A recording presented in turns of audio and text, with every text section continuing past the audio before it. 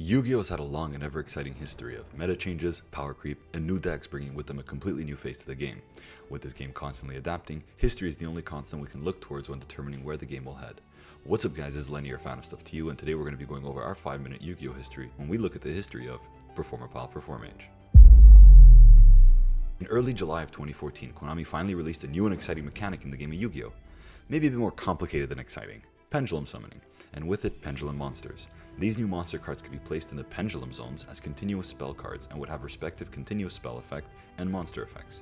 When they were sent to the graveyard, they would be placed up in your extra deck instead, and once per turn you could special summon as many monsters from your hand or face-up extra deck to the field, whose levels were between the pendulum scales of the two monsters. Pendulums would go on to flop on release, receiving very little support and coming out at the worst possible time. Right before the release of one of the most meta-defining sets in Yu-Gi-Oh's history, Duelist Alliance. Pendulums could not hold a candle to the power level of the newly released archetypes of Shaddolls, Burning Abyss, and Teller Knights, which would go on to dominate the meta. But hidden inside this set was a sort of joke archetype that would come to haunt Yu-Gi-Oh players come enough time. It would take 4 months since the inception of the new mechanic for an archetype dedicated to pendulum summoning to be released that actually had some power to it. Cliports.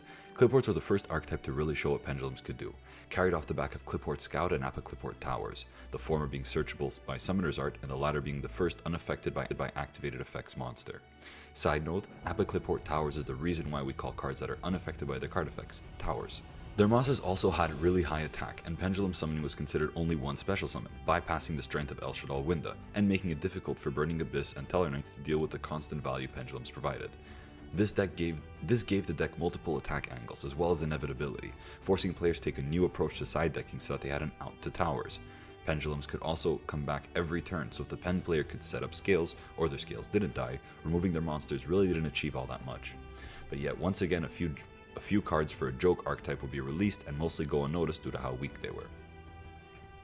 Fast forward through 2015 with ban list updates, new set releases, and archetype support. Slowly this joke archetype received more and more cards, and if your archetype gets enough cards, well, some of them are bound to be strong, but not yet. August of 2015 would be the release of Clash of Rebellions, a set that had 2 new archetypes that would be seen as nothing more than an engine or help for pre-existing archetypes. Luster Pendulum the Draco Slayer would be a card that helped out pendulum archetypes by stacking up the extra deck, and Performage would be an engine ran in Shaddol since you could send Trick Clown to the grave using El Shaddol Fusion.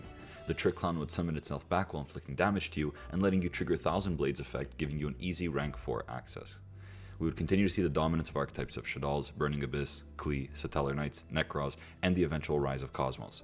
November of 2015. The first week of November would see the release of Dimensions of Chaos, the set that would release the final support for the Performage archetype in the likes of Mirror Conductor and Plushfire, the 2 cards the archetype needed to become almost fully independent. We would also see the release of Performapal's second Donkey, and in December the release of Skullcrobat Joker in the Master of the Pendulum structure deck. Performapals would finally start to get noticed since the release over 1 year ago. Not only that, but the ban list would hurt almost the entire meta, giving PePe an opening to show its strength.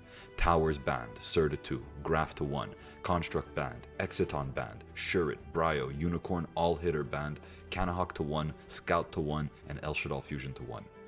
Performapal Performage, otherwise known as PePe, is one of the few decks in Yu-Gi-Oh's history that reached Tier 0 status. Their first top was achieved in December of 2015. It seemed as though enough support was released for both archetypes where they can finally compete on their own instead of being an engine for other decks, and when the spoilers came out for the next set, people knew this deck would achieve top tier status. Before the support, the deck was already starting to see more and more play, as people realized how powerful the Performage cards were with Luster Pendulum. Luster, Pop Plushfire, set up your extra deck and gave you a rank 4 play, and with Performapals having the best level 4 pendulums, they were already being slotted into the deck. On January 15th of 2016, Breaker of Shadows was released. This set introduced every piece the new PePe deck was missing to jump into Tier 0 status.